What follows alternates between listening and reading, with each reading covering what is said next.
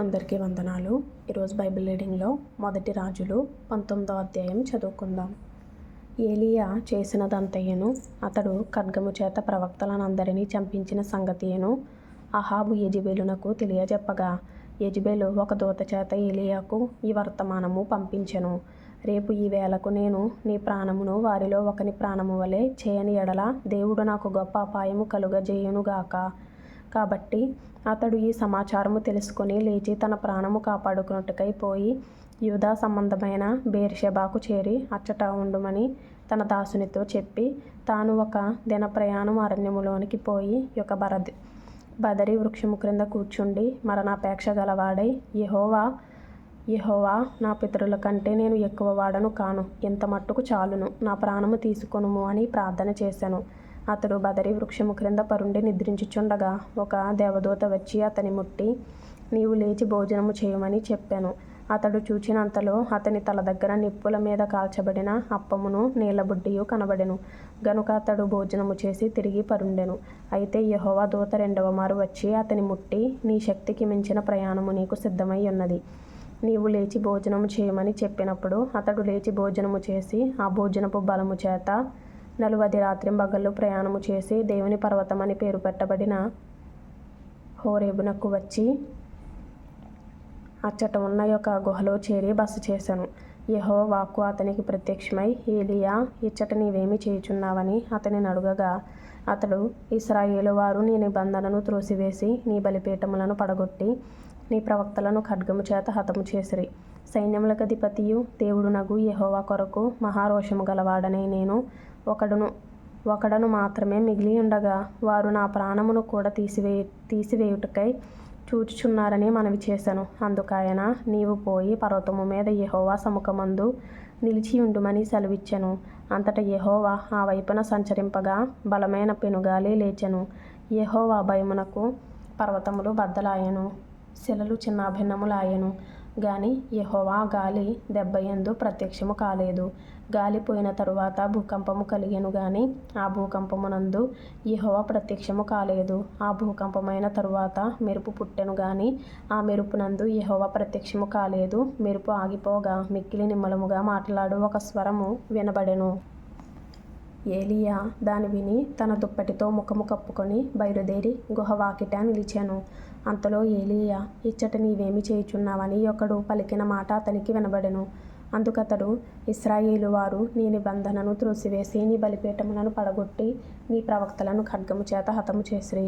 సైన్యములకు అధిపతియు దేవుడునగు యెహోవా కొరకు మహారోషము గలవాడనై నేను ఒకడును మాత్రమే మిగిలి ఉండగా వారు నా ప్రాణము తీసివేయుటకై చూచుచున్నారని చెప్పెను. అప్పుడు యెహోవా అతనికి సెలవిచ్చినదేమనగా, నీవు మరలి అరణ్య మార్గమున దమస్కునకు పోయి దానిలో ప్రవేశించి సిరియా దేశము మీద హజాయేలునకు పట్టాభిషేకము చేయుము. ఇశ్రాయేలు వారి మీద నింషీ కుమారుడైన యెహూకు పట్టాభిషేకము చేయుము. నీ కుమారుగా ప్రవక్తయై ఉండుటకు ఆబేల్మెహోలా వాడైన షాపాతు కుమారుడైన ఎలీషాకు అభిషేకము చేయుము. హజాయేలు యొక్క ఖడ్గమును తప్పించుకుని వారిని యెహూ హతము చేయును. యెహూ యొక్క ఖడ్గమును తప్పించుకొని వారిని ఎలీషా హతము చేయును. అయినను ఇశ్రాయేలు వారిలో బయలునకు మోకాలునకయు నోటితో వాని ముద్దు పెట్టుకొనకయు నుండు 7,000 మంది నాకు ఇంకను మిగిలియుందురు. ఏలీయా అచ్చట నుండి పోయిన తరువాత అతనికి షాపాతు కుమారుడైన ఎలీషా కనబడెను. అతడు తన ముందరనున్న 12 అరకల ఎడ్ల చేత దుక్కి దున్నించుచు 12వ అరక తాను తోలుచుండెను. ఏలీయా అతని చేరబోయి తన దుప్పటి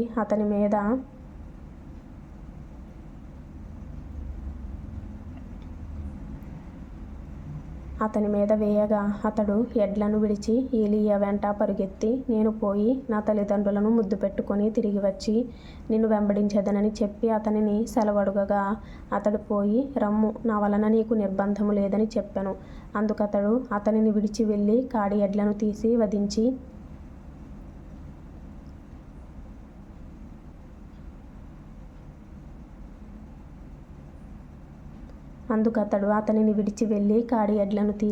వధించి వాటి మాంసమును గుర్తినొగల చేత వంట చేసి జనులకు వడ్డించెను. వారు భోజనము చేసిన తరువాత అతడు లేచి ఏలీయా వెంబడి వెళ్ళి అతనికి ఉపచారము చేయుచుండెను. మొదటి రాజులు గ్రంథము 20వ అధ్యాయం చదువుకుందాం.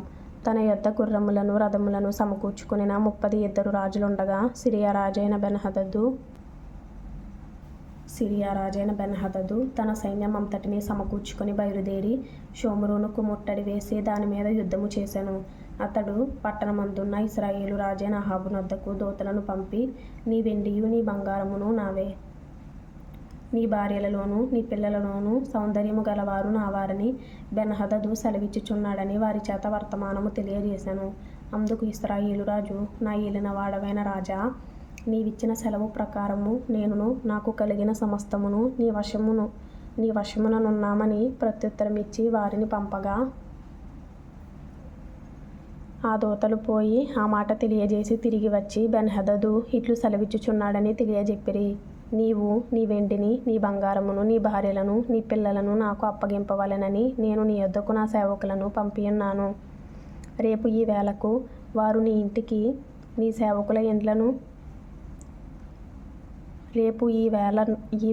వారు నీ ఇంటిని నీ సేవకుల ఇండ్లను పరిశోధించుదురు. అప్పుడు నీ కంటికి ఏది ఇంపుగా నుండునో దానిని వారు చేత పట్టుకొని తీసుకొని పోవుదురు. కాగా ఇశ్రాయేలు రాజు దేశపు పెద్దలనందరినీ పిలువనంపించి, బెన్హదదు నీ భార్యలను పిల్లలను వెండి బంగారములను పట్టుకొందునని వర్తమానము పంపగా నేను ఇయ్యనని చెప్పలేదు. ఆ మనుష్యుడు చేయగోరుచున్న మోసం ఎట్టిదో అది మీరు తెలుసుకొనుడనెను. నీవతని మాట వినవద్దు, దానికి ఒప్పుకొనవద్దు అని ఆ పెద్దలను జనులందరూ అతనితో చెప్పిరి.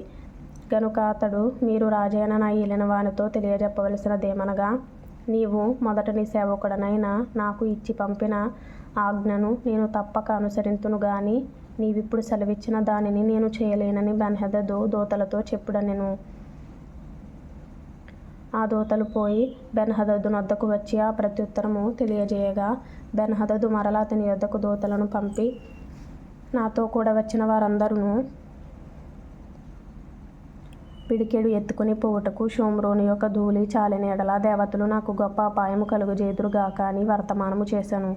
అందుకు ఇశ్రాయేలు రాజు తన ఆయుధమును నడుమున బిగించుకొనువాడు దాని విప్పి తీసివేసిన వాని వలె అతిశయపడకూడదని చెప్పుడనెను. బెన్హదదును ఆ రాజులను గుడారముల యందు విందు జరిగించుకొనుచుండగా ఈ ప్రత్యుత్తరము వారికి వచ్చెను గనుక అతడు తన సేవకులను పిలిపించి యుద్ధమునకు సిద్ధపడురని ఆజ్ఞాపించెను. వారు సన్నద్ధులై పట్టణము ఎదుట నిలువగా ప్రవక్త అయిన ఒకడు ఇశ్రాయేలు రాజైన అహాబు నొద్దకు వచ్చి అతనితో ఇట్లనెను, యెహోవా సెలవిచ్చున్నదేమనగా, ఈ గొప్ప దండంతయు నీవు చూచితివే. నేను యెహోవానని నీవు గ్రహించున్నట్లు నేడు దానిని నీ చేతికి అప్పగించెదను.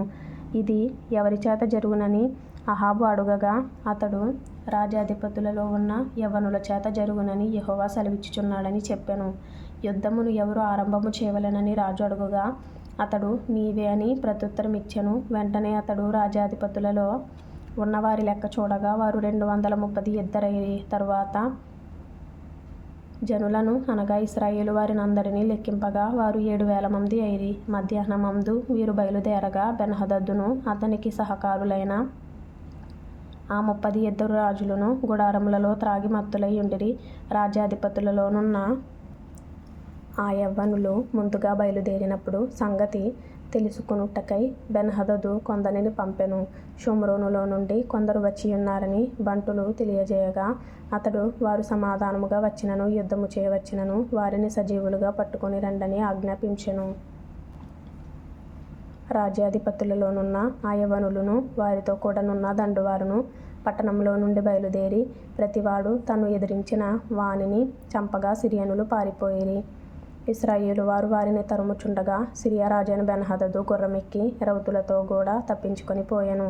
అంతటా ఇశ్రాయేలు రాజు బయలుదేరి గుర్రములను రథములను ఓడించి సిరియనులను బహుగా హతము చేసెను. అప్పుడు ఆ ప్రవక్త ఇశ్రాయేలు రాజు నొద్దకు వచ్చి, నీవు బలము తెచ్చుకొనుము, నీవు చేయవలసిన దానిని కనిపెట్టి యుండుము.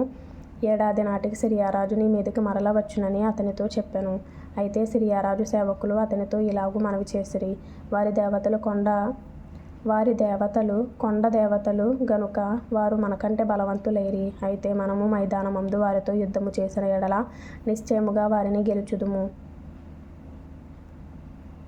ఇందుకు మీరు చేయవలసినదేమనగా ఆ రాజులలో ఒక్కొక్కని వాని ఆధిపత్యములో నుండి తీసివేసి వారికి బదులుగా సేనాధిపతులను నిర్ణయించి నీవు పోగొట్టుకొనిన బలము ఎంతో అంత బలమును, గుర్రములకు గుర్రములను, రథములకు రథములను లెక్కించి పోగు చేయుము. అప్పుడు మనము మైదానమునందు వారితో యుద్ధము చేసిన ఎడల అవశ్యముగా మనము వారిని గెలుతుమని మనవి చేయగా అతడు వారు చెప్పిన మాట విని ఆ ప్రకారము చేసెను. కాబట్టి మరు సంవత్సరము బెన్హదదు సిరియనులను సమకూర్చి లెక్క చూచి బయలుదేరిపోయి ఇశ్రాయేలు వారితో యుద్ధము చేయుటకై ఆఫెకునకు వచ్చెను. ఇశ్రాయేలు వారందరూ పోగు చేయబడి సిద్ధమై వారిని ఎదిరింప బయలుదేరిరి. ఇశ్రాయేలు వారు మేకపిల్లల మందలు రెంటివలె వారి ఎదుట దిగియుండిరి గాని దేశము సిరియనుల చేత కప్పబడి యుండెను. అప్పుడు దైవజనుడైన ఒకడు వచ్చి ఇశ్రాయేలు రాజుతో ఇట్లనెను, యెహోవా సెలవిచ్చున్నదేమనగా సిరియనులు యెహోవా కొండలకు దేవుడే గాని లోయలకు దేవుడు కాడని అనుకొందురు.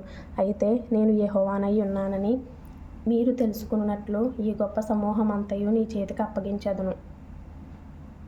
వారు ఎదురుముఖములుగా 7 దినములు గుడారములు వేసుకొని ఉండిన తరువాత 7వ దినమందు యుద్ధమునకు కలిసికొనగా ఇశ్రాయేలు వారు 1 దినమందే సిరియనుల కాల్బలము 1,00,000 మందిని హతము చేసిరి. తక్కిన వారు ఆఫెకు పట్టణములోనికి పారిపోగా అచ్చటనున్న ఒక ప్రాకారము శేషించిన వారిలో 27,000 మంది మీద పడెను. బెన్హదదు పారిపోయి ఆ పట్టణమందు ప్రవేశించి ఆయా గదులలో చొరగా అతని సేవకులు ఇశ్రాయేలు వారి రాజులు దయాపరులని మేము వింటిమి గనుక నీకు అనుకూలమైన ఎడల మేము నడుమునకు గోనెలు కట్టుకొని తల మీద త్రాళ్ళు వేసుకొని ఇశ్రాయేలు రాజునొద్దకు పోదుము. అతడు నీ ప్రాణమును రక్షించునేమో అని రాజుతో అనగా రాజు అందుకు సమ్మతించెను. కావున వారు తమ నడుములకు గోనెలు కట్టుకొని తల మీద త్రాళ్ళు వేసుకొని ఇశ్రాయేలు రాజునొద్దకు వచ్చి నీ దాసుడైన బెన్హదదు దయచేసి నన్ను బ్రతుకనిమ్మని మనవి చేయుటకై మమ్మును పంపినని చెప్పగా అతడు బెన్హదదు నా సహోదరుడు, అతడు ఇంకను సజీవుడై ఉన్నాడా అని అడిగెను. అప్పుడు ఆ మనుష్యులు సంగతి గ్రహించి అతని మనస్సు ఎలాగుననున్నదో అది నిశ్చయముగా గుర్తెరిగి ఆ మాటను బట్టి బెన్హదదు నీకు సహోదరుడే అని చెప్పగా అతడు మీరు వెళ్ళి అతనిని తోడుకొని రండెనను. బెన్హదదు తన యొద్దకు రాగా అతడు తన రథము మీద అతని ఎక్కించుకొనెను. అంతటా బెన్హదదు తమ తండ్రి చేతిలో నుండి నా తండ్రి తీసుకొనిన పట్టణములను నేను మరల అప్పగించెదను, మరియు నా తండ్రి షోమ్రోనులో వీధులను కట్టించుకొనినట్లు దమస్కులో తమ కొరకు తమరు వీధులను కట్టించుకొనవచ్చును అని అతనితో చెప్పగా అహాబు ఈ ప్రకారముగా నీతో సంధి చేసి నిన్ను పంపివేయుదునని చెప్పి అతనితో సంధి చేసి అతని పోనిచ్చెను. అంతటా ప్రవక్తల శిష్యులలో ఒకడు యెహోవా ఆజ్ఞ చేత తన చిలికానితో నన్ను కొట్టుమనగా అతడు అతని కొట్టుటకు ఒప్పకపోయినప్పుడు అతడు నీవు యెహోవా ఆజ్ఞకు లోబడకపోతివి గనుక నీవు నన్ను విడిచిపోగానే సింహము నిన్ను చంపునని అతనితో చెప్పెను. అతడు వెళ్ళిపోగానే సింహం ఒకటి అతనికి ఎదురై అతనిని చంపెను. తరువాత మరి ఒకడు అతనికి కనబడినప్పుడు అతడు నన్ను కొట్టుమనగా అతడు అతని కొట్టి గాయపరిచెను. అప్పుడు ఆ ప్రవక్త పోయి కండ్ల మీద పాగా కట్టుకొని మారువేషము వేసుకొని మార్గమందు రాజు యొక్క రాకకై కనిపెట్టుకొని ఉండి రాజు వచ్చుట చూచి బిగ్గరగా రాజుతో ఇలాగు మనవి చేసుకొనెను, నీ దాసుడనైన నేను యుద్ధములోనికి పోయి ఉండగా ఇదిగో ఒకడు ఇటు తిరిగి ఒక మనుష్యుని నా యొద్దకు తోడుకొని వచ్చి ఈ మనుషుని కనిపెట్టుము, ఏ విధముగానైనను వాడు తప్పించుకొని పోయిన ఎడల వాని ప్రాణమునకు మారుగా నీ ప్రాణము పోవును, లేదా నీవు 2 మణుగుల వెండిని ఇయ్యవలెననెను. అయితే నీ దాసుడునైన నేను పని మీద అక్కడక్కడ తిరుగుచుండగా వాడు కనబడకపోయెను. అప్పుడు ఇశ్రాయేలు రాజు నీకు నీవే తీర్పు తీర్చుకొంటివి గనుక నీవు చెప్పినట్టుగానే నీకు జరుగును అని అతనికి సెలవీయగా అతడు త్వరపడి తన కండ్ల మీది పాగా తీసివేయగా చూచి అతడు ప్రవక్తలలో ఒకడని రాజు పోల్చెను. అప్పుడు అతడు యెహోవా సెలవిచ్చినదేమనగా నేను శపించిన మనుష్యుని నీవు నీ చేతిలో నుండి తప్పించుకొని పోనిచ్చితివి గనుక వాని ప్రాణమునకు మారుగా నీ ప్రాణమును వాని జనులకు మారుగా నీ జనులను అప్పగింపబడుదరని రాజుతో అనగా ఇశ్రాయేలు రాజు మూతి ముడుచుకొనిన వాడై కోపముతో షోమ్రోనులోని తన నగరునకు వచ్చెను. తరువాత సామెతల గ్రంథం నుండి 9వ అధ్యాయం చదువుకుందాం. జ్ఞానము నివాసమును కట్టుకొని దానికి 7 స్తంభములు చెక్కుకొనినది. పశువులను వధించి ద్రాక్షారసమును కలిపి ఉన్నది. భోజన పదార్థములను సిద్ధపరిచి ఉన్నది.